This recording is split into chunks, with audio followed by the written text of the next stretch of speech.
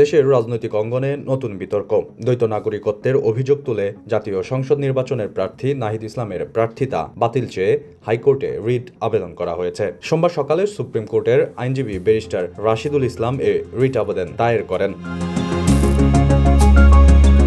রিটে বলা হয়, নাহিদ ইসলাম বাংলাদেশের পাশাপাশি অন্য একটি দেশের নাগরিকত্ব ধারণ করেন, যা সংবিধান ও নির্বাচন আইন অনুযায়ী সংসদ সদস্য হওয়ার যোগ্যতার সঙ্গে সাংঘর্ষিক। রিট আবেদনে নির্বাচন কমিশনকে নাহিদ ইসলামের প্রার্থিতা বাতিলের নির্দেশ দিতে এবং তার মনোনয়ন বৈধ ঘোষণা না করার নির্দেশনা চাওয়া হয়। একই সঙ্গে বিষয়টি তদন্ত করে প্রয়োজনীয় ব্যবস্থা গ্রহণের অনুরোধ জানানো হয়েছে আদালতের কাছে। আইনজীবীরা বলছেন, সংবিধান অনুযায়ী কোনো ব্যক্তি দ্বৈত নাগরিকত্ব বহন করলে তিনি সংসদ সদস্য পদে নির্বাচন করতে পারেন না। তাই অভিযোগ সত্য প্রমাণিত হলে তার প্রার্থিতা বাতিল হওয়ার আইনগত সুযোগ রয়েছে।